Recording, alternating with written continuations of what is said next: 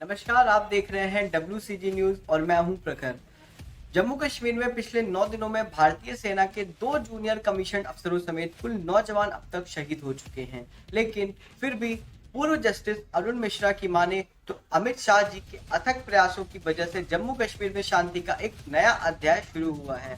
खैर, पिछले एक हफ्ते से कुछ दिन ज्यादा हुए जब जम्मू कश्मीर में अचानक से आतंकी हमलों और साजिशों में बढ़ोतरी होनी शुरू हो गई। भारतीय सेना और जम्मू कश्मीर पुलिस को शक है कि जंगलों में मौजूद कुछ आतंकियों को पाकिस्तानी सेना के कमांडोज ने ट्रेनिंग देकर घुसपैठ कराई है।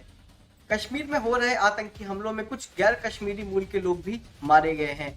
पुंछ के जंगलों में करीब 8 दिनों से घुसपैठ और एनकाउंटर्स का सिलसिला जारी है।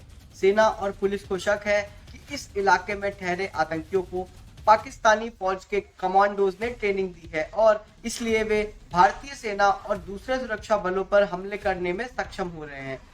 बीते कुछ सालों में भारतीय सेना पर हो रहे ये सबसे घातक हमले हैं। अब तक यह भी साफ नहीं हुआ कि कितने आतंकी मारे गए हैं, क्योंकि उनकी लाशें बरामद नहीं हो पाई हैं। पुंछ के इस इलाके में करीब 9 किलोमीटर का घना जंगल है। इसको चारों तरफ से घेरा गया और सर्च ऑपरेशन भी चल रहा है। साथ ही फायरिंग भी भारतीय सेना की ओर से जारी है।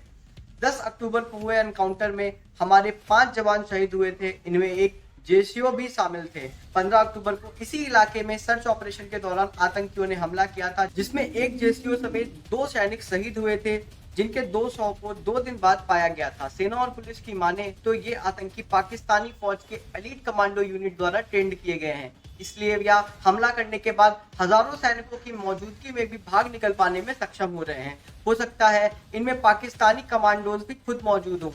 इसकी पुष्टि तभी होगी जब वे पकड़े जाए व मारे जाए।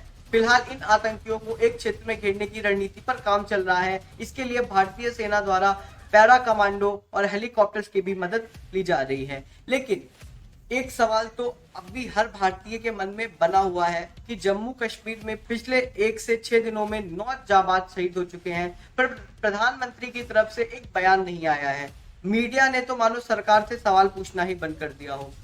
किसानों के बाद अब जवानों के बलिदान पर भी सरकार खामोश क्यों है? प्रधानमंत्री जी, देश के करोड़ों लोग आपसे जवानों पर हो रहे खतरनाक हमले पर ठोस कार्रवाई की उम्मीद करते हैं। आशा है आप जल्दी इस पर एक्शन लेंगे। बहुत बहुत धन्यवाद।